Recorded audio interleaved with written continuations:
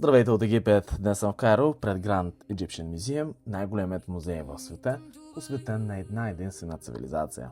Проектът струва над 1 милиард долара, а при входа го посреща величествената статуя на Рамзес II на 3200 години и тежаща 83 тона.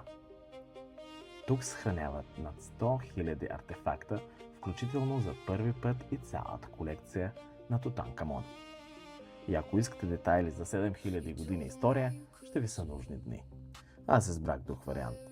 45 минути с гид. Преминахме от епоха в епоха, от зараждането на живота около Нил до мумиите и разцвета на фараоните.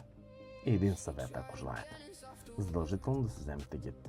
Експонатът показва предмета, но добрият разказ ви помага да разберете историята зад него. И ако сте в Кайро, това е абсолютно задължителна спирка.